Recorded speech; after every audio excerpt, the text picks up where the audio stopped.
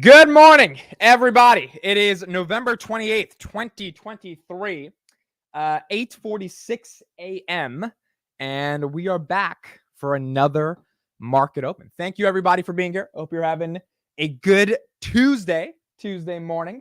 For some of you internationally, it's Tuesday afternoon, Tuesday night.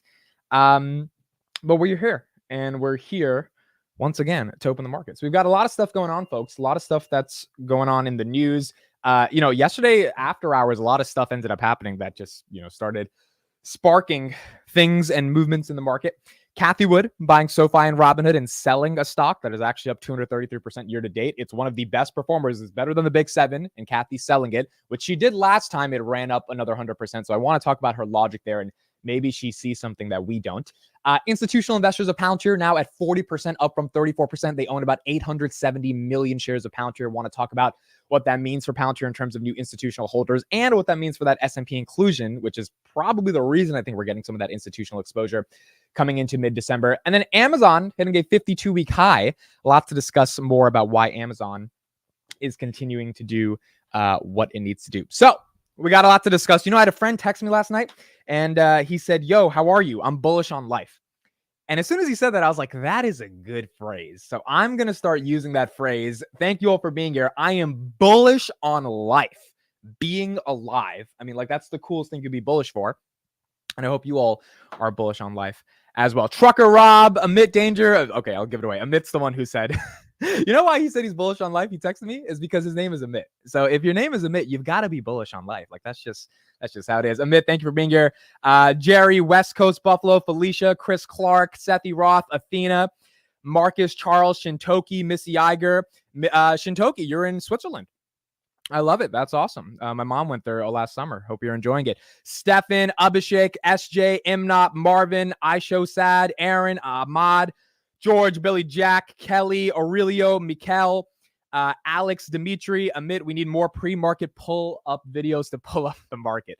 Dude, I have not been to the gym in it's almost 3 weeks now. I've done some running here and there, but I have not done pull-ups. I've done a little bit of bicep curls, but it's been bad. And again, the reason is it's a bad excuse, but my dad's car broke down, so he's been using my car for work. And if I don't have a car, it's just it's hard to go to the gym, right? Because you kind of have to drive. We have a treadmill downstairs, but we don't have all the weights and the sauna and all the shit I used to use at the gym. So I think his car will be fixed in a couple of days, and then I'll get my car back. And I've gained 7 pounds since then, which sucks. I'm at 150 now, and I was at 143. So got to get back down to the 140s. But we'll get there once we get there. Garcia, Tartillo, Marcio, Dexter, thank you all for being here. All right, let's keep it going. Brad says, good morning. Been watching you for the last year. Thanks for keeping it direct and thoughtful. Brad, thank you for being here. I don't think I've seen you in the chat so much. So yeah, if you've been watching and just want to say hello in the chat, it means the world to me. Thank you for being here.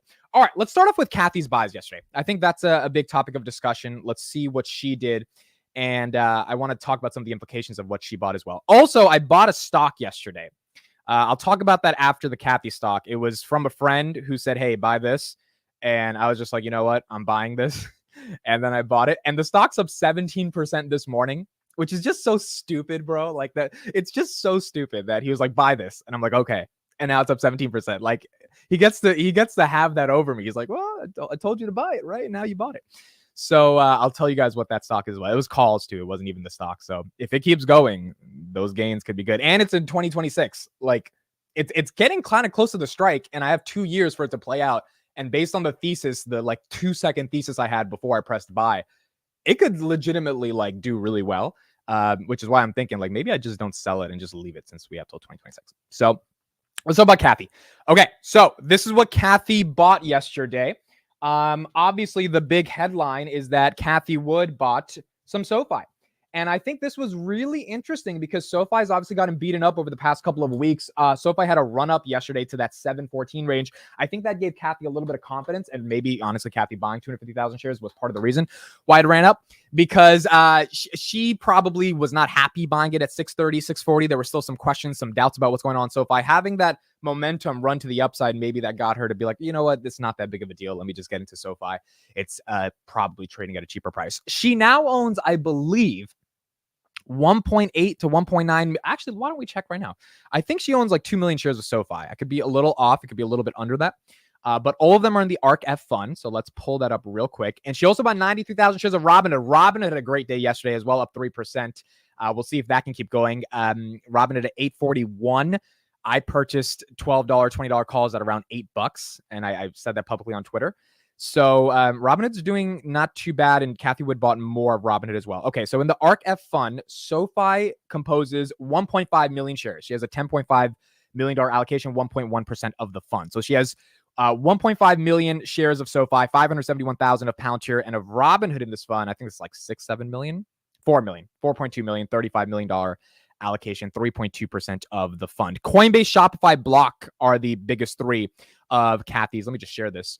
ARK FinTech fund. So what's really interesting here, and the next thing I want to talk about is also very interesting, is that obviously Cathie thought SoFi was undervalued, Robinhood is undervalued, and she loaded up yesterday. And, you know, if they continue to kind of stay in this range, she theoretically could buy more. I mean, I think she bought like 1 million shares of Robinhood over the past 2 weeks, right? So she's been loading up a lot. She hasn't bought SoFi in about a month, so that was a good buy to be able to see some interest from her. What she sold was Coinbase.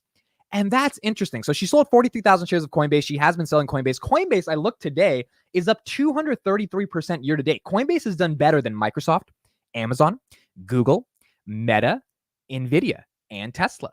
Coinbase has done phenomenal. And so it's really like, you know, it's interesting because I remember Coinbase was at $33 and I was listening in my car to the All In podcast in February. And Jason Calacanis was, you know, yapping about how the regulations are going to kill Coinbase. And my dumbass was like, yeah, the regulations are going to kill Coinbase. Not really thinking of just like when Bitcoin goes up, you know, it's a proxy, all that stuff. The stuff they're doing on the on-chain side of Coinbase that no one knows about is really forming the broader moat of the company. Didn't do any of that research, didn't think of it. Obviously, Bitcoin does well, Coinbase does well, and there's a lot of factors you could have seen for why Bitcoin was going to do well, which could help companies like Coinbase. So Coinbase has performed better than everybody. Why is Cathie selling it? I don't really know. I mean, because what she did last time, she sold at 50, then Coinbase had like a BlackRock announcement, and then it went up to 100 literally in like 3 days. And they bought back in, and then they sold again. She has a very weird relationship with Coinbase. Obviously, she bought at the top at like $350 back in 2020 when interest rates were zero. So she's been averaging down for a long time, but Coinbase is number one in the ARK ETF in terms of allocation. That's probably another reason why she had to sell some of it, because it's starting to get up there in terms of her allocation as the stock continues to go higher and higher. But if Coinbase continues to do well, I mean, if it's the number one position she has, it's above Tesla in terms of 9.7% versus 8.3% of the ARK flagship fund. ARK's going to do well with Coinbase, and Coinbase is going to be one of those companies that really helps them do good. Darren Class says, morning amid lying in the hospital in Harley, St. London, trying to do some deals. You really bring joy to my day. Thanks, dude. Darren, that means the absolute world to me. I'm so happy that this lightens up your day a little bit. Hope you're doing well in the hospital and trying to do some deals. I love it. Trying to get some work done, even though you're probably feeling a little sick. I appreciate you, man. Thank you so much for joining, and hopefully you have a fun market open with us. Jared, SMT, thank you all for being here. Shintoki says crypto-related stocks are volatile and risky. That is correct, but when crypto goes up, these stocks go up. So for those that are just joining, Cathie Wood bought 250,000 shares of Robinhood. SoFi, 93,000 shares of Robinhood, and she sold 43,000 shares of Coinbase, which gets into the new thing that I wanted to talk about, which is what the hell did I buy yesterday? So it has to do with crypto. And that's why it was kind of a segue from what Cathie's doing. By the way, Palantir down about 0.10% in the pre-market. Robinhood flat in the pre-market. S&P 500, let's just check where they are in the pre-market. S&P is down a little bit, about 0.14%, 453 in the pre-market. Okay, so what did I buy yesterday? It was only a $1,300 purchase, so nothing too intense. And it's crazy I say that because like if you asked me to spend $1,300 on Black Friday on like a ton of shit, I could not do it, right? Like I just would not be able to allocate there. But if you tell me to buy $1,300 on some options on like a company, it's like nothing, right? It's kind of just like, all right, we'll throw $1,300 into it. And I think that's actually the right mindset to have when it shouldn't, for the material stuff, it should be really think about it. But for like something that can get you gains, it should be more serious. So here's what I bought. This is the position. Okay. Bought 20 contracts of BitFi, BitIF, Bit Farms. That's what it's called. See, I forgot the name of the company. This is the most degenerate thing I've done in a while. I had a boy who texted me. We were talking about crypto. He's like, dude, buy this shit. He's like, it's gonna moon. And I was like, what strike? He was like 150. And I looked at it. It was like, it's 107. I was like, it could go up 43 cents by 2026. I think that's possible. And it was down yesterday. The calls were down for I don't know what reason, right? Sometimes the market has those I guess, asymmetric arbitrage opportunities where it's just irrational, because crypto was up yesterday. So I thought if it's a crypto company, it should do well, but it was down. So I was like, all right, fuck it. Because we were thinking of a bunch of Bitcoin companies. He was like, this one's down, let's buy it. I was like, all right, whatever. And the thing is up fucking, thing is up 17% right now in the pre-market. 16%. It's hilarious. I don't know what Bitfarms does. I think they're a farm that has Bitcoin, or it mines Bitcoin. Like, I legitimately have no idea, but I trusted him, and it's up 17%. So we're going to see if these calls print in the morning. I don't think they're going to print dramatically. Average cost is 65 cents. Maybe they open at like 75 cents, but I'm thinking of letting it ride, because if you do the option stimulator on Robinhood, if by 2026 this bad boy gets to, let's be really conservative, $3, which is not that conservative, that's like a double from here. Those are the gains, right? I make about 180 or 190% on the 1300 that I put in. So it's kind of like, you know what? Let's just leave it in there. And the whole thesis here, I'm not that much of a degenerate. There is some thesis. Bitcoin obviously going higher by 2026. A lot of these crypto companies are going to benefit. That has not been my entire investment thesis around like trying to get crypto allocation, because if that was the case, I would have been way more heavier in Square and Coinbase and all that stuff. This was really just like, he's like, look, this is super undervalued. It's a 150 strike. It's at 107. You have 2 years of time to let this happen. If you think Bitcoin's just going to get to like 40,000, 45,000, this is probably going to get to that range. Fuck it, let's buy it. And so that's what I did. Bitfarms is a mining company in Canada. Thank you, Dalby. This is more due diligence than I've done since yesterday. So we've got that. Wow, look at this degenerate. Vitaly won't be happy. You know, it's funny. I think Vitaly will be happy, because I actually am finally getting some crypto allocation. So I ironically think he's going to be like, that was degenerate. But if you were going to be that type of degenerate, it was probably a better degenerate than you could have been. Now, remember, this is a stupid thing. $1,300 is not that crazy to me. So I was just like, yeah, let's just do it. And it's funny, it's up 17% in the pre-market. But what's interesting about this is the broader crypto ecosystem that we have. And that's what I want to transition to. I mean, it seems like we're getting a little bit of momentum here around crypto, and some of the narrative that's going on. That dollar getting a little bit weaker is also playing into this. And we're seeing Bitcoin really perform at a strong level. Bitcoin 37,417. Again, it was at 24,000 just 2 months ago. So it's done really well. And a lot of the crypto companies along with Bitcoin have also done well. One of those being Coinbase, just continuing to perform at an astronomical level, up 2% right now, up to 233%. Year to date, it was at 69 back in September. That was just a couple of months ago. And then it was in the 30s back in January of 2023. So, we've seen some momentum there on Coinbase in and of itself. Obviously, anything happens to Bitcoin, this thing is going to get hurt. Hut Mining up 2%. CleanSpark, also another, really good Bitcoin miner, up 1.97%. This stock was at like 65 cents a while ago. Now it's at 558. And then what are some of the other ones? Riot has done well. Marathon has done well. All these guys have done well. Now, a lot of them have sold off as they've done well as well, right? Because of the volatility of Bitcoin. But if you got in at a good price, then you got in at a good price, and these companies have done well. So if you are, into that crypto world, allocations of crypto are doing well. But if we get a pullback on Bitcoin, something happens, these things go down with it. And that's the scary part. That's the part that I'm not able to stomach as an investor, which is why I can throw a little gamble at it, but it's not something to really, form an entire investment thesis on, at least at this point right now. So that's what we have with crypto. Kelly says, oh, it's Canadian. Rest in peace. Yeah, let's see. Let's hope Canada. I invested in a Canadian weed company in 2020. I forgot which one. Yeah, that one didn't do well. The Canada companies are interesting, to say the least. But we'll see. We will see how it ends up going. I think just because it's like I also saw the company I invested in, Bitfarms. Its high was like $3 this year. So it has shown the price action to be able to get to these levels, and my strike is 50% of that, and I have 2 years. So I'm kind of just like, dude, I think it'll be okay as long as Bitcoin doesn't absolutely shit the bed and go to crap. If that's the case, I think this should be all right. So we'll see. If it ends up printing, it ends up printing. If not, then it goes from there. Aurora, yeah, it was Aurora. That was correct. It was Aurora Cannabis. I think I bought it like $8 or something, and it went to $2. I was like, well, I lost money there. That's that's not a good investment when it goes from 8 to 2. So yeah, it was Aurora Cannabis. Tilray, I think I had some of that Tilray too. It was a bunch of that stuff. Philip says should have just bought Bitcoin. Honestly, dude, there's two things I'm thinking of buying now: Tesla and Bitcoin. I'm thinking of Tesla's at 230. You guys know I exited a ton of positions over the past couple weeks, literally. So I have some capital there. I'm thinking of just buying 20 shares of Tesla. It'll cost $4,000 and getting you guys to shut the hell up every time I'm bullish on Tesla. And he's like, well, this guy doesn't even own Tesla. It's like, you know what? I do. So you can't say when I'm saying good stuff about Tesla because I want to talk about Tesla. You're like, well, admit you don't even believe in them. It's like, well, I do. And I think 20 shares is a good bright line to have a barometer to discuss if someone's bullish or not. Now, you may think that's not enough shares, but $4,000 is a decent amount of money. I mean, $4,000 in a company, that's a lot of money. That's not a little bit amount of money.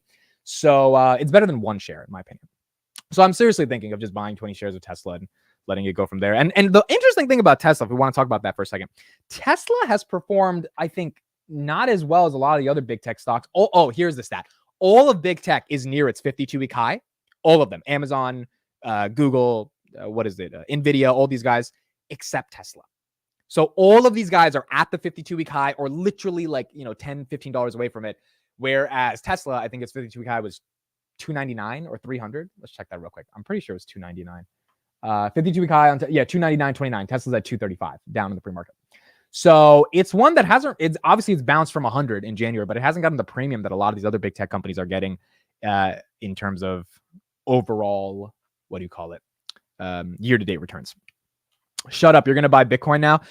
No, probably not. I mean, that was the second thing I was going to say. It was Tesla and Bitcoin, but I don't know. I don't even know how much money to put into Bitcoin. And I'm also very scared of buying Bitcoin when it's at 38 grand. It was at 27 grand a couple of weeks ago, right? So that's the one I'd rather invest in Tesla because Tesla seems like it's kind of stable and it's down right now. It hasn't run up in the past couple of weeks, whereas Bitcoin has literally gone to the moon in the past. I mean, let me exactly. Bitcoin was at 26,000 October 12th, right? So we're at what? 6 plus, we're up 11 grand in a month and a half. I mean, that's a lot of momentum on Bitcoin. I know it goes up and down like crazy, but that's a lot.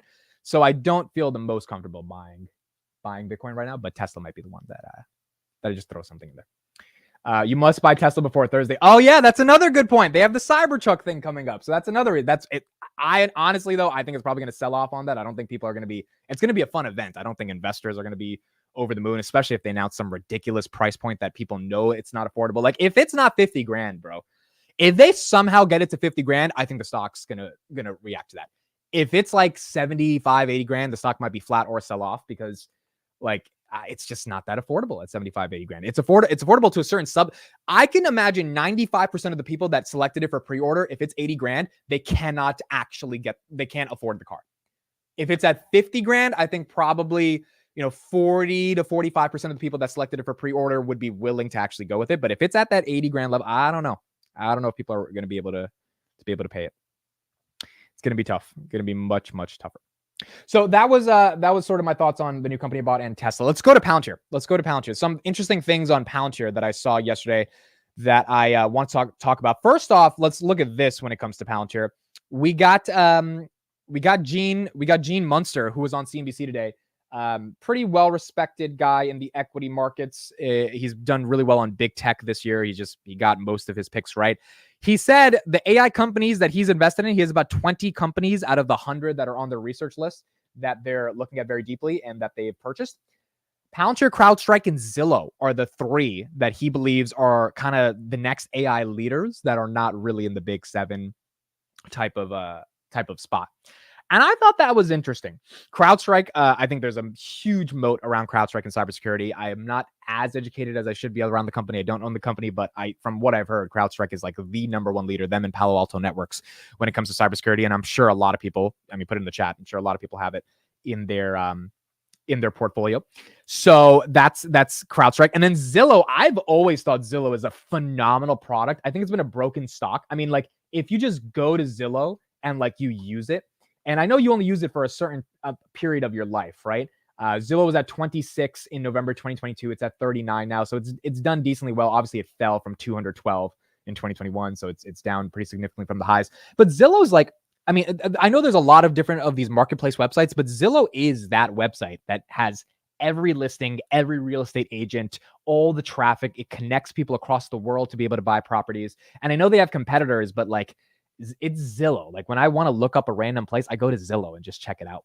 So, and Zillow, again, they only need you once in your life, right? You buy a home once and they get the commission off that. They're able to create that dual-sided marketplace. They're good to go, right? They don't need to move forward from there. They got off that iBuying situation, so they're not like Open Door. They don't have all these assets that eventually turn into liabilities when they can't sell the houses. So Zillow is really interesting, and obviously AI just makes the recommendation engine better and better and better. But Palantir is the main one that he talked about, and he said Palantir has an AI bid to it, and as a result of that, Palantir is an exciting company to own. And on top of that, we're going to go to the institutional holdings in a second, but this is what ticker symbol U said last night that I thought was really interesting. So he said, the biggest mistake investors are making right now, thinking big companies can't get bigger. And we talked about this on Finance Junkies last night, which is Amazon's up 72% year to date, Microsoft's up 58%, Google 54%, Apple up 52%.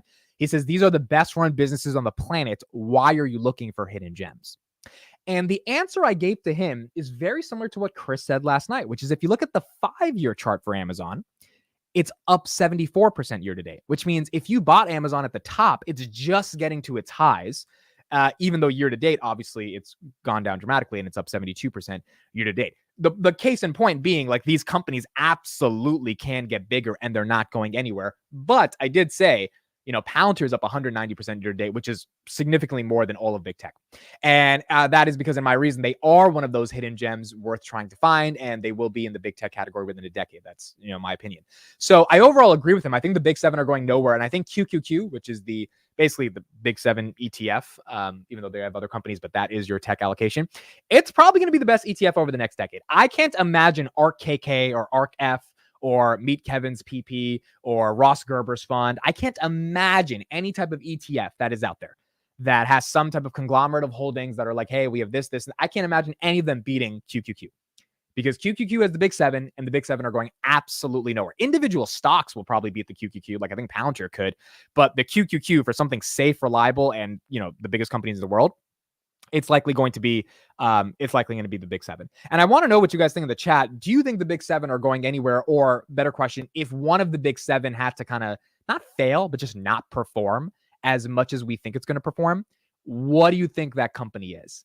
So if one of the big seven, messes up that QQQ ETF because it just tanks over the next decade, not tanks, but it just doesn't do as good as it should do, which company do you think it is? I can't really give a definitive answer. Like, I think all of them are just such deep moats that they've built over the past 20 years. They're not going anywhere.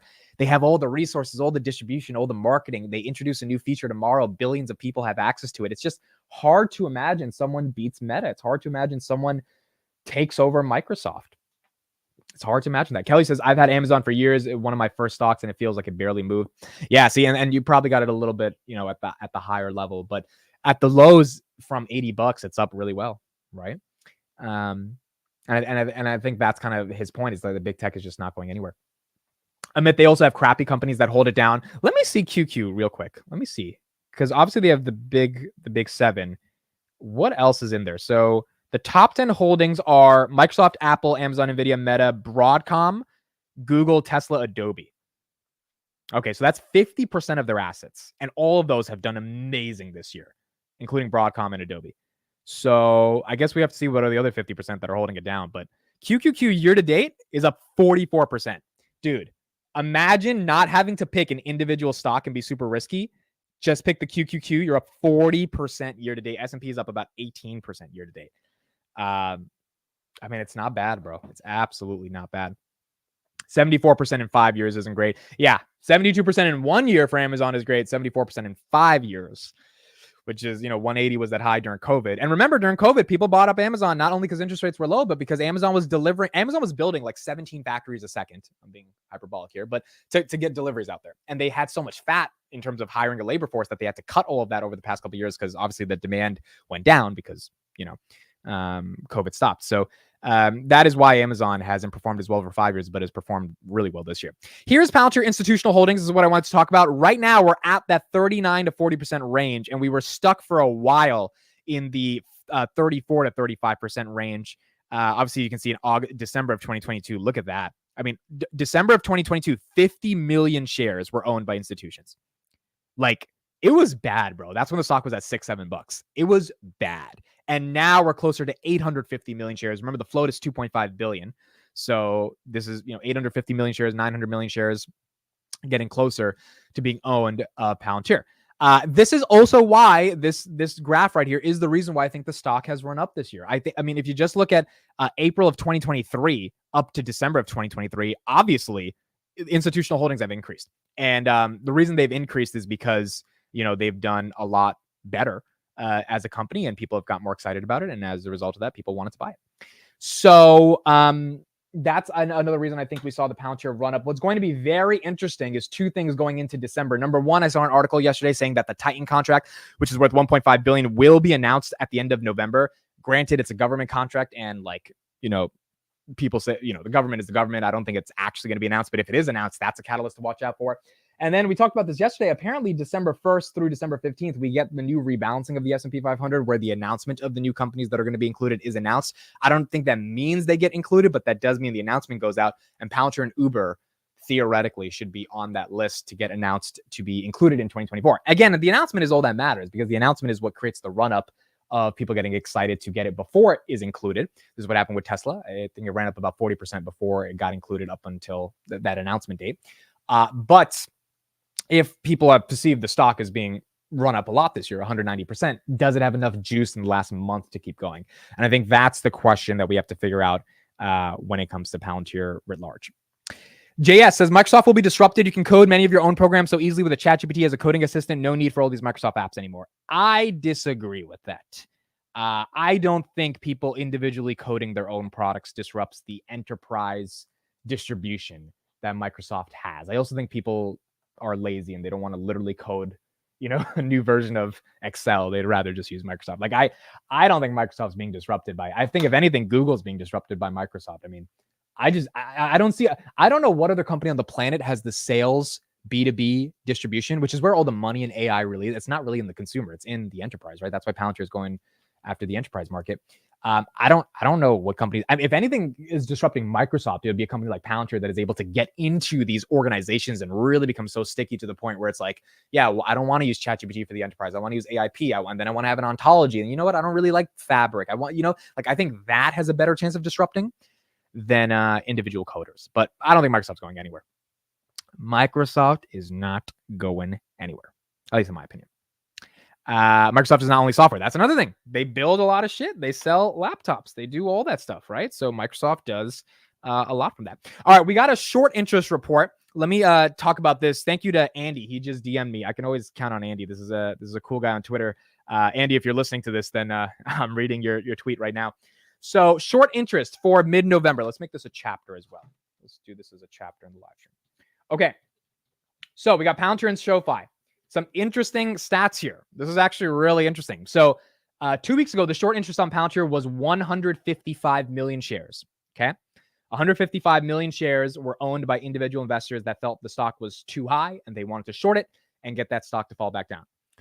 Now it's 146 million shares. So about 9 million shares have been covered from that short, down about 5.74%. Percent of the float that is still short is 8% on Palantir. So 8% out of 2.1 billion shares outstanding. And Palantir has 146 million shares sold short. So that does verify the sort of hypothesis we had that the shorts are covering. Now, the shorts didn't cover a lot. 5% is decent, but it's not like enough to cause a short squeeze, right? If that was like 15%, we would have probably seen Palantir sustain those $20, $21 levels. But the shorts got scared. They put on some big boy pants because they did not like you've got to wear some shorts if you're going to short shorting a company, especially a company like Palantir is like, you got some balls there. So we saw some of the shorts go down on that. And then we got Sofi. So Sofi, oh, wow. SoFi's shares sold short increased 11%, 11.5%, now 131 million shares. Wow. So that's about 10 million more shares added to SoFi's sold short. That's interesting. And that actually makes a lot of sense because SoFi has gone down and it's been stuck over the past couple of weeks, really, even after good earnings. The percent of float that is short SoFi is 15%. So 15% of SoFi's, I think, 959 million share float is short the company. 131 million shares, and it's up 11% over the past 2 weeks, basically. This is from the Wall Street Journal. Interesting. We saw Sofi go up yesterday and show some signs of life, which was good, breaking that $7 barrier, $7.05 right now. So that was encouraging to see. But it's probably not enough to get the shorts to cover by any means. Honestly, if you shorted Sofi at $11, that was probably one of the best shorts you had all year. So the shorts were right at that moment. I don't know at $7 if it's right to short Sofi. That's a tough one. That is a tough one. So Mitch says, which site do you use to find out about Florida shares? This was Wall Street Journal. I pay for Wall Street Journal, but I don't read it enough. I need to read a lot more. I read probably 2-3 articles a week, but it should be 2-3 articles a day. But Wall Street Journal has this stuff. Honestly, if you just go on Twitter and hashtag Palantir Sofi, this information is there immediately. So I'll tweet it out in a second. And so that will that'll be another place where you can get that information. So that is interesting. Palantir shorts decreased, Sofi shorts increased, and it makes sense given the price action we've seen with Palantir and Sofi as well. Okay, cool. So we got about 15 minutes into the market open. 686 people. Thank you for being here. Top headline of the day: Cathie Wood buys 250,000 shares of Sofi, 93,000 shares of Robinhood, sells 43,000 shares of Coinbase. We got Palantir institutional investors up to around that 40% range. 850 million shares of Palantir now owned by institutional investors. Here's the next headline I wanted to go through. We are getting more liquidity enter into the capital markets. And if we're getting more liquidity enter into the capital markets, then that means that there are going to be companies that obviously want to take access or take advantage and access the capital markets. I say capital markets because it makes me sound smarter than just stock market, to be able to get some of that liquidity. If we look at companies like ARM that are at $61, wow, I didn't even know ARM was at $61. They went public at 51, so ARM has done really well. And then Instacart went public at 31, Instacart right now at 25. Some of those IPOs have gone okay, some of those IPOs have not gone okay. We have another company that's filing for IPO, which is Shein. Shein is a company that sells fast fashion. It has dominated the US markets in terms of the top 5 apps in the App Store for the past 2 years. And we are expecting, or this analysis is expecting, Shein's revenue to be $32 billion in 2023. That's just absolutely insane. They're going to make a profit of about $1.1 billion. Last year, they did $23 billion in revenue, $0.8 billion, about $800 million in profit. The reason I want to bring this up is because it's really interesting that some of these Chinese companies are getting excited about taking advantage of the public markets, because not only are, the market sentiment is changing, and when market sentiment changes, there's more money to be invested in companies that are public, but also they're in China. And given the geopolitical tensions that we have with China right now, every Republican governor wants to ban TikTok immediately. It's interesting to see a Chinese fast fashion company get a little bit of momentum in terms of wanting to file publicly. Michael Wilder says, women love that shit. It's cheap and cute. Agreed. My mom has bought stuff from Shein over the past couple of weeks. I see these big Chinese boxes come to our house, and I'm like, what is this? And I open it, and I'm like, how much did you order, bro? And I think she spent $100 and gets 20. It's insane. It's cheap, which is why their profit is really bad, right? 1.1 billion off 32 billion. But granted, most of fast retail and fast fashion is people, knitting stuff in a sweatshop. You pay them 3 cents an hour, and then you sell it for $30, and you still don't make enough margin on it. It's a really dirty industry, quite frankly. It's quite frankly not a company you should be excited, in my opinion, to own, just on an ethical level. Granted, I don't think of ethics that much when I'm investing. I think more about shareholder returns. But if we're going to look at the ethical level, it's a Chinese company. And I just think there's no way that there's an investment thesis formed for this, because you never know what happens. Now, their growth, insane. I'll give them that. They have dominated the zeitgeist of culture when it comes to women in particular. I've ordered a couple items from Shein a year ago, and they were really bad, so I never ordered them again. But the fact is, they got me onto the app, and I was like, damn, this is so cheap. Even I got to try it. But I just don't know if there's a long-term moat there when you're super excited about fast fashion and when it's from China. It's there's a lot that's there that makes it a little bit more sticky versus obviously big tech. That's just a much easier buy. Heavy D says, thoughts on Temu. Let me know in the chat if you've downloaded Temu. I had an uncle the other day who told me he started ordering gardening tools from Temu. Temu is basically like a Chinese Amazon. that's not as sophisticated as Amazon, but it's like a Shein for everything except just clothes. And Temu and Shein, I think they're owned by the same company or they're similar, but it's really interesting to see their go-to-market because Temu and Shein have become the top downloaded apps in the United States of America, really over the past year because of their ability to just offer stuff that's cheap. And we're going to talk about Black Friday in a second. Temu is number one on shopping. There you go. Number one on shopping. And their slogan is shop like a billionaire. And it's actually so interesting because it's so cheap. You kind of feel like a billionaire, right? What is the point of being a billionaire? You can buy whatever you want. On Temu, it's so cheap. You kind of feel like you're a billionaire. You can just buy whatever you want. And then Shein, number 5 on shopping, right? I mean, Shein and Temu, that's a lot. That's a lot of downloads they're getting and a lot of US customers that have fat pockets that are willing to purchase. Look, my friend DM'd me right now. This is what he DMs me. Of course he was going to DM me this shit. I knew he would do it. The friend who told me to buy the calls on Bitfarms yesterday, he's like, good morning. Here you go, Amit. You're welcome. Good morning. That's it's going to be interesting to see how those options do in the morning. So for those that are just joining, I did buy 20 calls on Bitfarms yesterday. I didn't even know what the company was. My friend was like, hey, buy this. And I was like, you know what? Fuck it. I'm going to buy it. So we're getting to that degenerate level of being in the markets right now. And so it's up 18% in the pre-markets. We got 8 minutes until market open. We'll see how that opens. But again, to close off the Temu Shein thing, Chinese companies going public. I think they want to access US markets and US liquidity. I will not be a buyer of any of those companies if they go public. It's just not interesting to me. But I think they will have buyers. And if they do have buyers, then there's going to be people that are really, really excited to get into those companies.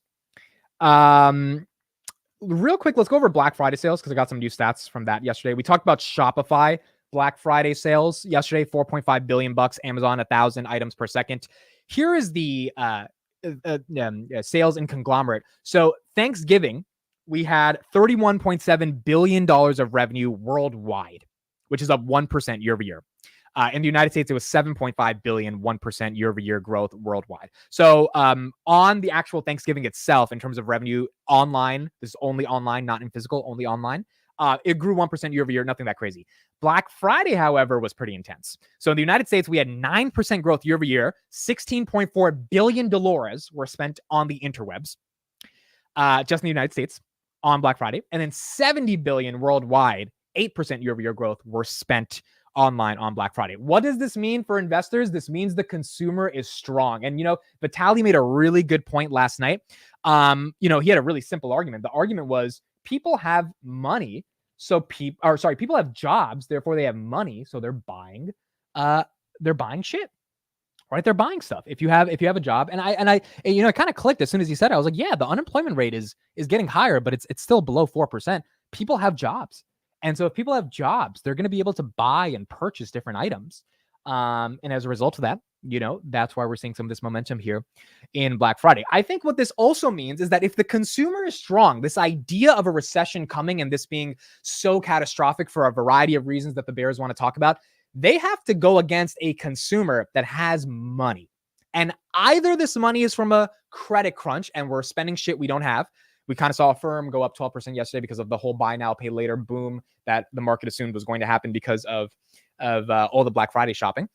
Or like we do have the money, and because we do have the money, we are going to be able to finance a lot of these purchases, and it's not going to lead to delinquencies and debt. I kind of think it's the latter because people have jobs, and if people have jobs, there is a little bit more money to spend, which hopefully shouldn't be bad. Was the friend Jesse? No. I know Jesse owns Bitfarms, but literally when I was going through his portfolio and I saw BITF, I was just like, I don't know what this is. And I moved on when I was presenting it live on Finance Junkies. And then my friend yesterday texted me. He was like, yo, look at Bitfarms. And I'm like, what about it? It was like, it's a farm. What, do they have cattle or something? Like, do they have cows on this? And he's like, no.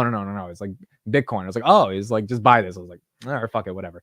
I don't know why my degeneracy peaked up yesterday, but it's up 18%. So he had a good call. He's not going to let me live it down probably. Also, I mean, to take it back a little, we have 2 years. It has to go to $1.50. I bought it at $1.07.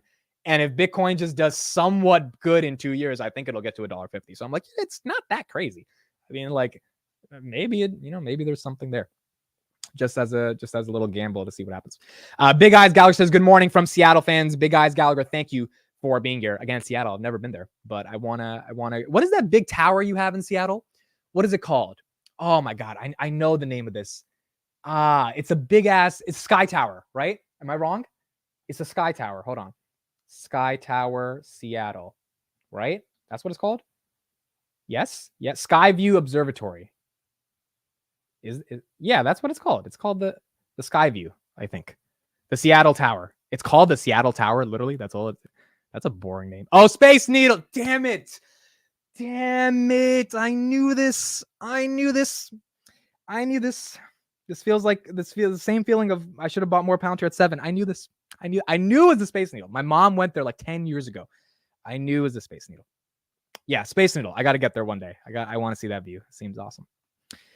Star Trek Needle. Yo, you guys clowned me yesterday on Finance Check. I have never watched Star Trek or Star Wars. I'm sorry. And you know what? I was talking to my friend yesterday. Yo, my friend said the funniest shit ever yesterday. The same friend who told me to buy the Bit Farms. We were talking about it after Finance Check. He's like, yo, I've never watched Star Wars either. I was like, yeah, I never watched it either. he said, honestly, bro, any movie pre-2000s, it's GG. I'm not watching that shit. And I started dying. I was like, did you just say any movie before the year 2000 you're not watching? And he was like, yup. And I'm like, look, I'm even humble enough to realize that the best movies on the planet were made before 2000, right? I know people think Pulp Fiction is a classic. I really don't like Pulp Fiction. I don't think it's as big of a movie as people say it is. But even that's like top 10 movies all time. Shawshank Redemption. Like I know some of these things. Godfather. They're all before the year 2000. He's like, nope. He's like, if I don't see iPhone with Snapchat in it, I'm not watching it. I was like, that's hilarious, bro. That's absolutely hilarious. So that was kind of funny to see that from. Peter Girardi, thank you for the $2 super chat. Best Bitcoin miners, Wolf, Clean Spark, and Bit Farms. Yeah. I mean, I think Clean Spark is up there as well. I didn't want to buy Clean Spark, though, because I knew the options were up crazy yesterday. So the reason we bought Bit Farms is just like, you know what? The options are really down, even though the Bitcoin's doing well. So let's just buy it and see what goes from there. Seinfeld. I don't like Seinfeld either. I haven't watched the whole thing, but that's another unpopular opinion. Did you guys know Seinfeld got 70 million people on their last episode to watch the show? 70 million people live were watching that show. And they offered him like $100 gajillion to do another season. And Jerry Seinfeld was like, nope, I want to leave out on the top. And like, I respect it, but it's just like people really wanted that show to continue. I watched a couple episodes on Netflix. I don't get the appeal. Maybe I need to watch it more deeply, but I like, and I know I'm going to get killed for saying that, but I just didn't love it as much as people loved it. I don't think I had the emotional connection with the characters yet. 2 minutes until market open. But I will give it a chance one day when I have a lot of time to just binge it. And maybe I'll create that connection. I know a lot of people are going to hate me for saying this, but it just never was that exciting to me. Nonetheless, we'll see what ends up happening. And, we will see if my movie tastes also increase over time as I get time to watch these movies. 1 minute until market opens. Interesting things I'm looking for today. Sofi up 0.28% of the pre-market. We saw Cathie Wood buy 250,000 shares of Sofi yesterday, so we're going to see how the market reacts to that. Palantir obviously holding that $19 level. We fell to $18.70 yesterday, so going to be really interesting to see if that can hold up. And also want to see Bit Farms. I'll let you guys know as soon as the market opens what these options are looking at. Bought them at 65 cents a contract. It's up, 18% of the pre-market, 17%. So we'll see what those open up as soon as the market opens as well. Snowflake also has earnings on Wednesday. Want to do a little bit of a Snowflake Palantir comparison as well in a little bit. They have earnings on Wednesday, so we're going to discuss them.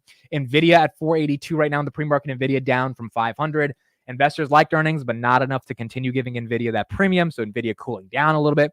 And then we'll also get some of the bear cases. We'll take a look at some clips of people basically saying that this market is a bit euphoric right now and that we need to relax a little bit because things are getting up there. But the far majority of things I'm reading are saying that like it's risk on, baby. And like this housing data that's about to come in, CPI may be going to hit that 2 handle. Like we're done with rates. Now the question is when the cut's going to come and when is that 6 trillion money markets hitting the stock market. Ladies and gentlemen, November 28th, 2023, 9:30 a.m. Thank you so much for being here. The stock market once again is open.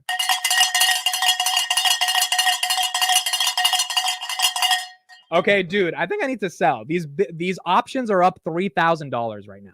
What the fudge? Okay, I'm going to put in an order right now. They're up 280%. I did not expect them to go here. I'm going to try to close them right now. Sell.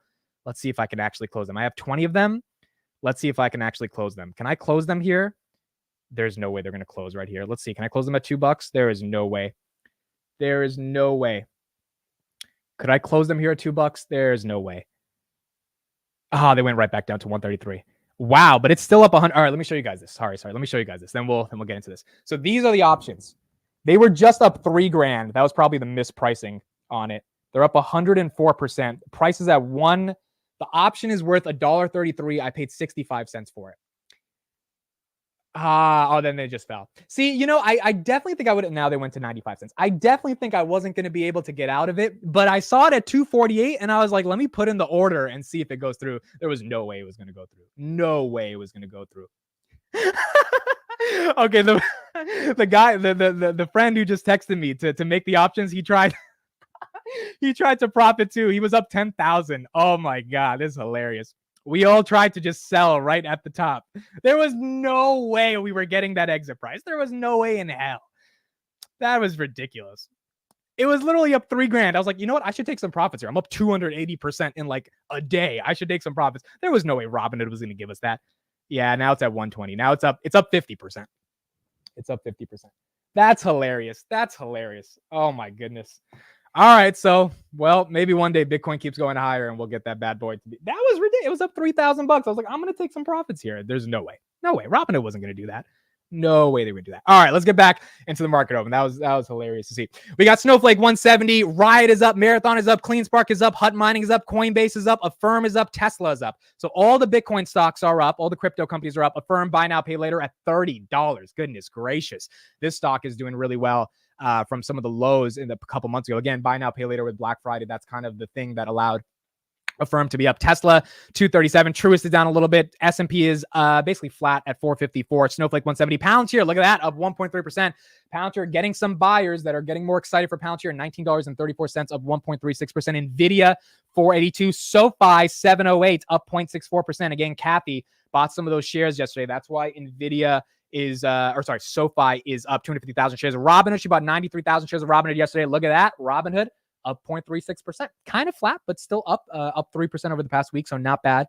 Seeing Robinhood get some momentum. Verizon's flat a little bit, 37.23. NASDAQ 14,231, basically flat, down 0.06%. No momentum there. And that's continuing with the trend we've seen over the past 2 days. S&P and NASDAQ, the indices are flat. Individual equities here and there might be up, but the indices are taking a break. They're taking a chill. They're like, you know what? We're up 8-9% in the past month, when on average you can barely get 8-10% a year from the S&P 500. Let's chill. Let's take a second and let's go from there. Steve Lynn says, dude, you got to look at the bid, ask, and spread. Yeah, I mean, the ask though was 420. So the ask was way higher. I was trying to sell it at $2, but with these options, they end up being fake. I mean, that's what I've learned, right? Like all this shit is fake. Like you got to really wait till there's a significant move in the price for that option to materialize at a certain price level. Otherwise, it's just like fluctuates like crazy because they're options and there's so much volatility. But that was funny, being up $3,000 and trying to exit. And then with a friend who texted me, who told me to do this, he was up $10,000 and tried to exit. That was hilarious. That was absolutely, there was no way we were exiting that level. All right, well, we got 2 years on it, so maybe we just let it ride. Amazon 330 or Meta 334, Amazon 147, Shopify 73. Amazon, again, these 52-week highs on Amazon. Amazon just continuing to show their advertising business is amazing. One of the things that we discussed on Finance Junkies last night that I thought was really interesting was that their retail business has no margin, right? Like 2 to 3%. But what the retail business has become a loss leader for is their advertising business that's done $40 billion trailing 12 months. So even though they can't make anything off you buying the water bottle, the spread they make in the connecting the buyer and the consumer with the right water bottle via targeted advertising is worth $40 billion, and there's like a 95% margin there. So I've switched my mind on kind of the lack of retail margin, because if they get that to like 3-4%, free cash flow is going to go out the wazoo if they somehow figure that out. But even if they don't, if the advertising business just gets better and better and better, and AI and LLMs make the advertising more targeted, then Amazon's going to be fine, and that advertising business is probably going to explode. Microsoft, wow, new all-time high on Microsoft. Wow, new all-time high on Microsoft. It was just at 380. That's incredible. We got Microsoft at $380. Big tech not slowing down. Big tech, Google is flat. So market's not excited about Google right now at all. I mean, market's just not giving Google any love, but Microsoft is getting a lot of that love. That's incredible. Shopify down a little bit at 73. We got Google at 137, C3 AI up 1.74%. Where's Palantir? Palantir 1932. So Palantir still up 1.2%. It's good seeing Palantir in the mid $19 range. At least it's not falling below that $18 level. So there are buyers here. We just have to see how long those buyers continue to support Palantir at these levels. MicroStrategy's back above 500. It was at 482. Bitcoin goes up. MicroStrategy goes up. Kind of follows very similar to them. Uber is up $56. Uber's up 100% year to date. So if you got Uber in that $28 range, you're doing well on Uber. Hims is up, but Hims is down, but it's basically flat, $8.26. Netflix inching towards $500 at $4.79. And look, Netflix deserves it. I mean, their earnings were incredible, so I would imagine that's makes sense for Netflix. Square at $61. I'll be honest about this. At 41, I said I didn't like Square. I did. I said I didn't like it. And there was a lot of bear cases I gave, which all of them could be valid, but it doesn't matter. The market disagreed. The stock is up $61. So if you got Square at that $39 range that it was stuck at for a good 3 weeks, you are up really nicely right now on Square. Let's look at Enphase. Where's Enphase at? Enphase 96. Okay, so Enphase falling a little bit below that $100 level and trying to continue. At least it's in the $90 range. It's above 74, but we'll see if it can continue getting a bit higher or getting into that $100 range. But have you seen ticker symbol use video on NVIDIA? I haven't, but I know he's made a lot of videos on NVIDIA, and obviously he's very bullish on NVIDIA. He's continuing to buy NVIDIA. And I ultimately agree with it. Look, NVIDIA's at like a 30 PE now, or sorry, 42 PE, which is cheaper than a lot of big tech because the growth is just that phenomenal. So I don't think you can go that wrong on NVIDIA at the end of the day. Philip and Kelly in the chat both were buying Square when I said at 40, I hated it. So big W to Philip and Kelly, because I was just like, I was like, Square sucks. And they were like, all right, we're going to buy it. And I was like, all right, have fun with that investment sucking. And the investment has not sucked. Now, granted, if you bought Square 200, which I know a lot of people did, and they're DCAing into it, you've got a little bit of an issue. But if you're getting it at the lower level, then it's doing well. So we're seeing some momentum there right now. Broader indices are lower, but individual equities obviously are doing better than before. Let's see a little bit of a bear case for the 2024. This is Wells Fargo saying that 2024 is going to be good, but first half is going to be sloppy. And here's their logic for why it's not going to be as good as we think it is going into January. Firm delivering its 2024 S&P 500 forecast today. Wells Fargo Securities going with 46.25. That's just 75 points from today's S&P 500 close. Chris Harvey is behind the forecast. Chris is the firm's head of equity strategy. So you think the market does nothing next year? A whole lot of nothing. Why? Why? Because if you look at things, right, it's really hard to get excited. If we have better growth, then the Fed doesn't do anything. If we have worse growth, then numbers are going to come down. The Fed will eventually cut. The second half will be better, but the first half is going to be really, really sloppy. So we just can't get excited about things. And the other issue is everyone's moved over to one side of the boat. Credit spreads are at all year-to-date tights. Equity market's up 20%. The VIX is at 13. Every time we've gone into a new year with the VIX at 13, we've seen spikes. We've seen the equity market pull back. And it's just not a great setup into 2024. I feel like the consensus is a little more positive than you are right now. This idea that we might go into another year with no recession. Everyone expected it this year. It didn't happen. Right. If we don't have one again next year, that's a soft landing. And the Fed's done raising interest rates and might start to cut, which could be good news. So here's a problem with that. The cost of capital is a lot higher this year than it was last year, right? And if the cost of capital is higher, multiples can't go higher. The growth that we have is it's okay. It's not great. You can only have a big recovery if you have a big recession, and that just hasn't occurred. So at the end of the day, you're stuck in this catch-22. If things are better, Fed's more hawkish. Things are worse, then numbers come down, and things aren't great there either. But Chris, so we're in a sub 13. It's a really interesting point he makes, right? Which is this idea that you can't have this, incredible recovery if you don't have an incredible downfall. And the point he's making, which remember, listen to his point. His point is that 2024 is going to be flat for the first 6 months. I don't know if that's going to happen, but the argument's really interesting because we've done really well in 2023. I mean, if the year ends out really well, we've done really well. And the reason we did really well is because in 2022, Meta was at $88, right? In 2022, Palantir was at $6.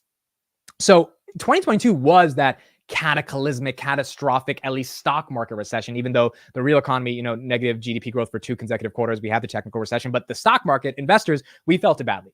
I mean, I was down 50 grand, right? Like it was tough looking at that. And I'm sure people here were down hundreds of thousands of dollars, but we've recovered from that and made some new highs. So the question becomes, is 2024 allowing the market to continue to go higher and higher and higher? And I think there is an argument to make that it could just be flat for a while to just like cool off, and then we make those new legs up, especially if we don't have some big recession to recover from. The problem with his argument, to give a little bit of a pushback, is that, again, there's $8 trillion. Yesterday, there was $6 trillion in US money market funds. There's $8 trillion globally that is looking for a home eventually when those interest rates get cut, because they're not going to want to stay in money markets. They're going to have to come somewhere else. And I think they're going to probably come, some of it, to the broader equity markets, and that will help stocks. This is hilarious. I just opened up Twitter, and this is we have this meme by Mrs. Kelly.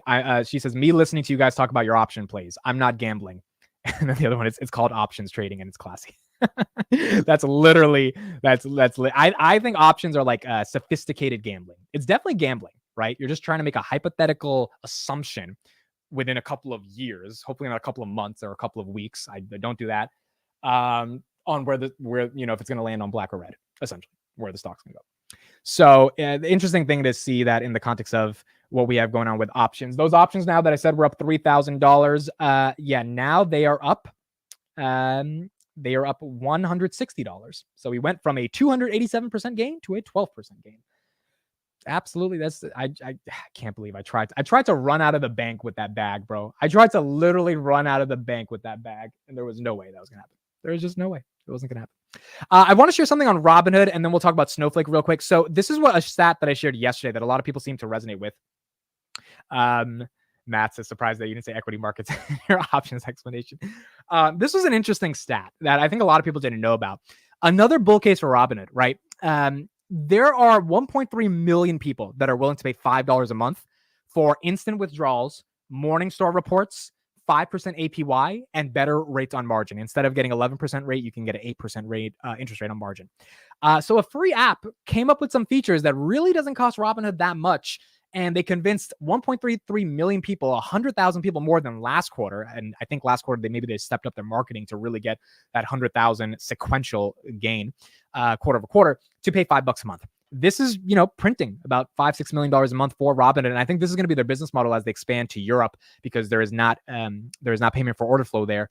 There's going to be something like a subscription model that's going to help them be able to collect some revenue from different users. So this is another part of Robinhood at this valuation that just gets me really excited, because this number is not slowing down. Like, I have Robinhood Gold. I don't think a lot of people are going to cancel Robinhood Gold, because once you're on it, it's $5 a month. I mean, like, $5 a month is absolutely nothing. It's $60 a year. Everything you're getting just from the 5% interest pays off for that, or just, any of the other features probably pays back that $5 a month. So I think that makes sense in the context of one of another moats of Robinhood. Now we got Snowflake earnings on Wednesday. Another thing that's really interesting here, on Snowflake. Snowflake market cap right now $56 billion. Palantir's market cap $42 billion. So Palantir valued $16 billion or $14 billion less than Snowflake. And maybe because the market is more excited about Snowflake's growth versus Palantir, which makes sense. Snowflake growing at, I think, 37% year over year. Palantir growth at about 17%, just under 20%. Snowflake is not GAAP profitable. Palantir has 4 quarters of GAAP profits. The reason I want to bring this up is because on Wednesday, I think we're going to need to get a little bit of a broader explanation from Snowflake around 2 things. Number one, is there a larger AI play that you guys are going after? Because they had that announcement with NVIDIA 2 months ago that they're going to be introducing AI operations for the enterprise. Essentially, think of it like Palantir's AIP. And they acquired a company for $150 million called Neva to help them do basically LLM, compute, search, etc. There's been no announcements from what I've understood on the last earnings call or the last shareholder conference around where that product is going. So I think we need some clarity on that. Do they actually have an AI play for the enterprise? And then second of all, is the growth continuing at that 30% CAGR? Because right now the market's giving a heavy premium, and the growth warrants it. They're not profitable because they're sacrificing profitability for growth. But is that growth enough without having a clear AI product that can warrant even a higher market multiple than what Snowflake is getting? I don't know. And so on Wednesday, I think we're going to see what happens there, and if Snowflake can continue to do what it needs to be able to do to justify these premiums. Blake says, Robinhood is not a good investment, in my opinion. The CEO is sketchy, unethical, for one. I can understand this. I've talked to a lot of people that say Vlad is unethical.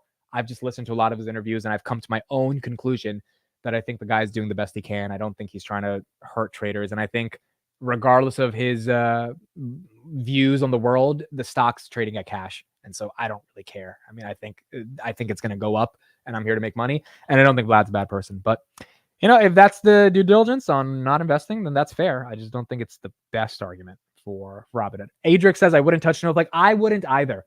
And Snowflake can go up. It's just, dude, you're paying a lot of money for a company that's not profitable and for a company that, in my opinion, doesn't have a moat. They have growth. They have 8,000 clients. But then you look at some of they're spending 50% of their revenue on sales and marketing. Stock-based compensation is up 53% year over year. Palantir is down 30% or 27.5% year over year. And it's like, who are you giving all this stock-based comp to? Because you guys remember, I had dinner with a Palantir employee a couple of days ago, and I was just getting to know him. We were talking, and like the guy's smart, and you could tell like Palantir is hiring some of the smartest people in the world. Right? He's 23 years old, smart guy. It's like, goodness gracious, if you're the type of people they're hiring, it's like you can tell the quality of rigor in that company is at utmost standards. And so stock-based compensation, you can understand what you're paying for. At Snowflake, you're paying for salespeople. That's the stock-based comp, right? And it's just like, I don't know, bro. I have 55 billion. That's a lot, in my opinion. That seems a little tight. So I wouldn't touch Snowflake right now, but again, their earnings could surprise to the upside if that growth continues, and then we'll see a little bit better in terms of appreciation for Snowflake. JS says, and 3% match in Roth IRA makes me money and Robinhood actually loses money on it. I forgot to mention that 3% match in the Roth IRA is just absolutely incredible as well. I mean, that's just a no-brainer. 3% off 6,500 and Robinhood loses money on that, but they get you as a customer. It's exciting. It's really, really exciting. And I think it pulls the bull case for Robinhood. All right, we got to move on to an Apple headline. And this speaks to something going on with Tesla as well. I thought this was really interesting that this came out this morning. It actually came out yesterday, but I'm seeing it more deeper covered this morning. Apple is now expanding even deeper into India. Apple partner Foxconn, which has been their largest partner and manufacturer over the past 2 decades, is investing $1.5 billion in the South Asian market to expand. They said that the investment will help fulfill its operational needs. The investment comes 2 months after Taiwanese firm said it plans to double its workforce and investment in India by next year. Obviously, Foxconn works with other companies, but Apple is their largest client. And the more demand Apple has, the more Foxconn needs to be able to provide in terms of building the iPads, the iPhones, the Macs, all the stuff that we use every day. The company, which operates 3 manufacturing campuses in India, pulled out of a $19.5 billion chip-making joint venture with Vendetta earlier this year, but it remains confident about India's ambitions. The reason this was really interesting to me is because Tesla just got news from one of the VPs of the Ministry of Commerce that says we are willing to take off like 40% of tariffs if you start exporting Teslas to India, because and they want a factory in India. They're willing to like allow a $2 billion tax break for that investment in India. So there is a lot of stuff going on around India in terms of how companies are positioning themselves from a geopolitical perspective to disassociate themselves with China, which makes a lot of sense given the turmoil we've seen in China, and start to gain some leverage. Because remember, like right now, if we left China could, do whatever the hell they want, and they would be like, your companies are screwed, so you can't mess with us. If we have 50% of global manufacturing, which by the way, 23% of that increased to Mexico this year. If that is in India and Mexico, and there's a stable workforce, and it's in a democracy, which India is not a perfect democracy, but it is a democracy at the end of the day, we've got a lot more leverage against China. So I think it is an existential threat to the United States of America if we continue to manufacture in China and we don't expand to places like India. It seems like a no-brainer that India would be the right place to expand to, given the relationship we have with them. But it takes a lot of operational logistics for companies to move everything and go to India. It's not going to be easy, right? So if that does happen, I think that's going to be broadly good for India in general. And this is another chart I want to share talking about India. So this is GDP per capita from the year 1600 to 2018. And as you can see, India is up there, right? So as you can see, the United Kingdom, it was about $2,000 per person in 1600, how much every person takes up in terms of overall GDP. Now it's closer around 40,000. India was at about, what is this? 1500. It went really down in the 1850s when they started to get colonized by the British, ironically, East India Company. And then it's getting higher, closer to that $6,000 range in 2018. So you see that massive spike up. Obviously, there's still a lot of poverty in India, but there's a decent amount of people that have money that are willing to connect, to get on Facebook, to use Google, to get internet service, etc. And there's a lot of capital and money to be allocated there in the Indian markets. So interesting to see how many people are going towards India in general. Let's get back into some of these equities and let's see how price action is doing now. So what do we have? We got Enphase at 96. We got Robinhood at 840, down a little bit, but still up for the day. Coinbase 122. Again, Coinbase up 233% year to date. S&P 500 453. So S&P taking a little bit of a breather, down 0.16%. Palantir 1917, up for the day, but down from 1933. So we're seeing Palantir come down a little bit. Apple going down from 190 at 189. Adobe at 620. Right now, Adobe just had a great year as well. Adobe green for the day. Shopify 72, down a little bit. Bitcoin 37,452, basically untouched. Meta 334, Amazon 145, Microsoft 381. It's so interesting. Pretty much everything is red or flat. Microsoft is hitting a new all-time high. I mean, just incredible. The market feels a certain level of excitement over Microsoft that they are not feeling in the other tech companies, especially with NVIDIA being down from its earnings, even though NVIDIA had a monster earnings. Disney at 94, Intel 44, Google 137 flat, ARK 45 is flat. And look at this, there's just a ton of red. JP Morgan's up and Microsoft is up. Yeah, the market is really excited around Microsoft. All the airlines are down. By the way, Black Friday or Thanksgiving weekend was the highest number of people flying throughout the United States. It was like 2.8 million people in the history of TSA checking how many people fly. So there was a lot, just in terms of travel demand, right? Going back to this conversation about the consumer, there is a lot of pent-up demand and it's being spent in the economy right now. People are buying and traveling and doing all that type of stuff.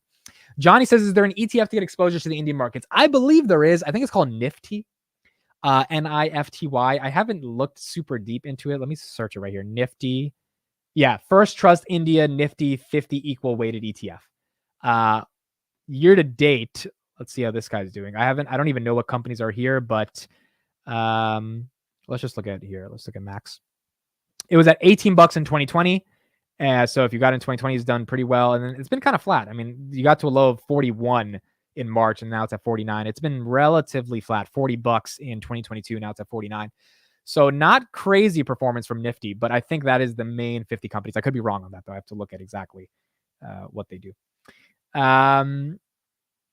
Japan is an interesting story as well. Chip Wars book looks into it. Yeah, that is a good book. I've heard. I haven't read that book yet, but I have seen that book. And Japan is going to be an interesting story along with Taiwan around chips over the next decade as well. Bank of America price target for the S&P 2024 of $5,000. This is very similar to another firm that put out 5,100. I think it was Wells Fargo, 5,100 on the S&P. So let's do some math here. S&P right now is at 453. So let's do 500 minus 453 divided by 453. That means we are seeing a 10.37% gain in the S&P 500 by Bank of America, and Wells Fargo is probably at 11.5%. So this year, the S&P, just to get it correct, I believe is up 18%. But let me make sure it's actually up 18%. Year to date, it's up 18.02%. So they're assuming 10% growth, which after an 18% year is like not bad. I mean, that is a lot. 2 years in a row, that is pretty good, right? And we also are going into an election year next year. So election year, you think that there's a lot of political money spent for advertising. In general, election years tend to do okay. There might be some of that momentum that can continue. Amit, what's the semiconductor India stock that people like? I don't know. Is there a semiconductor India stock that people like? I don't know. Maybe the chat knows. I have no idea. The semiconductor ETF, the one that Michael Burry is shorting, is SMH. This one right now, 160, down a little bit for the day. But I don't know if there's a Indian semiconductor company that's out there. Maybe I just don't know about it. Tesla 235. So we got Tesla at 235, 234, and we've got what do we have? We have the Cybertruck event. So here's what I'm going to do right now, because I said I was going to do this. We're going to start the DCA into Tesla officially. We are going to purchase 5 shares of Tesla today. That's what we're going to do. We're going to do that right now. I said I want to get up to 20 shares, so it'll be about $4,000, but we'll DCA into it. Let's do 5 shares. This is officially starting my portfolio allocation to Tesla since August, and we're getting back into it. And honestly, the reason I am doing this, there we go. We got it at 234.89 on Tesla. Two reasons why I'm doing this. Number one is I cleared up a bunch of positions over the past couple of weeks. So I do have some more dry powder. Second of all, I mean, if you've seen me on the market open, you've seen I'm bullish on Tesla. I talk about them every day in a very excited way. And, I didn't have any portfolio allocation to them. And I started really asking myself, why don't I have portfolio allocation to them? And the only reason, quite frankly, has been interest rates. And it doesn't matter because interest rates, I think, are going to be coming down. And inflation's coming down, interest rates are going to come in. That doesn't mean Tesla moons, but that does mean if my core thesis on Tesla was that interest rates are too high, no one can afford to pay for Teslas right now, which is a big deal. And as a result of that, they have to cut costs, which means their margins get destroyed, which is still 3x better than all the other auto manufacturers, but still it's not what Tesla investors want. If that bottoms out, if we have margins start to bottom out at this 17% level that they're at, we've only got nowhere to go except up. And then I'm looking at the other part of the thesis, and every day there's a new car company in some West bubble fuck part of the world that's like, well, we're adopting the North American charging standard by Tesla. And I'm like, goodness gracious, this is becoming kind of stupid that I just don't have some Tesla in the portfolio. So it's not going to be a huge position. It's going to be probably 20 shares. And, hopefully Tesla's still at this 230 level next year and I can DCA more into it. But I think let's get started with owning some Tesla. I mean, I do think it feels kind of stupid. I don't think the company is overvalued by any sense of the imagination. I just thought short-term interest rates are going to screw them. But if inflation's coming down, and look, I could be wrong on this if inflation's stickier. If inflation's stickier, all bets are out the window. Tesla is like end phase. It's not going to be able to perform if interest rates are high. Like people cannot pay $1,200 a month for a car. It's just not that easy. But, things come down. This Cybertruck, Elon puts 50K on it instead of 70K. And I think if they announce 70K, Tesla's dropping. I really do. If they announce it's more than like 75K, I think Tesla's not, the stock's not going to react on Friday, which is why I also don't want to buy a ton. But if they somehow come out with 50K, which I doubt because Elon said it's going to take 18 months to get to free cash flow positive on the Cybertruck. So I really doubt it's going to be 50K. But if it is 50K, I think the stock's going to react to that very well. So we will see. 104 Tesla at 173. That's amazing. Who owns Tesla in the chat? Put it in the chat. Who owns Tesla? And if you're gracious enough, what is your position? If you want to be like Jittery Hobo, that's a great name, Jittery Hobo. That's a great name. What is your Tesla allocation? How many shares and at what average do you have on Tesla? $7,500 rebates on Tesla. That is also true. I mean, dude, like I see all the Tesla DD every day. And I just like every day I look at myself, I'm like, I should have some Tesla. This is just kind of stupid that I have no Tesla. And even if it's 5 shares, which I know to some people is nothing, at least it's something to, participate in Tesla. And I don't want to buy options on Tesla because honestly, I have no idea how Tesla stock performs. Like I think I have somewhat of an understanding of some of the companies I have options on, how I think the price movement works. Tesla could go to 400 like in a month or something, right? Tesla could just go crazy, or Tesla could go back to 150. Like there's just no way I think you could play options on it because I just don't know the company that well to be able to make that decision. Okay, we got 400 shares at 25. Wow, hold on, 400 shares at 25. That means you paid $10,000 for it, and right now you're up 93,000. Wow, so you're up about 9x on that. That's incredible. 9,640 shares at $36. Holy crap! I did not know you guys were that early into this stock. Holy crap. I want to do the math on that. 9,640 times 36. You put in 340 grand, which means you're sitting on 2.2 million. Wow. And you see that comment seems oddly specific, so I don't think you're lying because no one types it that randomly, or maybe they do, but 2.2 million. That is not bad. 30 shares at 190. That's amazing. I got 300 shares, 650 at 1350. Wow. Either you guys are lying or you guys got really early into Tesla. And I don't think you guys are lying. So it seems like we got some early Tesla shareholders in this chat. 500 shares at $200. That's not too bad. Kelly has 55 shares at 185. That's also not bad. 185 is not too crazy. 0 shares, 400 shares, 2,000 of Palantir, 417 shares at 200. So some of you have it in the like 2017 investor days. A lot of you have it around the $150 to $200 range. Okay, Garcia. You do not have 69,420 shares at $4.22. You don't have that. I don't believe you, Garcia. For some reason, it's hard to believe you there. I believe the random guy with no profile picture that says 4,000 shares at $36, but I don't believe you, even though I know you. And that's sad, Garcia. That's really sad. 9 shares, $118 average. Well, that's more than me. And that average is not bad at all. Felicia says, I have under 1,800 shares, cost basis 112 to 286 across 8 accounts. Wow. All right, so that's a lot of Tesla. If we take the average of that, let's do 112 plus 286 divided by 2. So the average is basically 200 times 1,800. You got about 360 grand into Tesla. Yeah, it's not bad. Look, I mean, if Tesla performs over the long term, I think these averages are going to be very incredible. Again, my thesis on Tesla versus Palantir has always been, I think Palantir has an easier 10x than Tesla, 400 billion versus 7 trillion. But given the way big tech is moving, I mean, maybe I'm very wrong about that, and 7 trillion really isn't anything.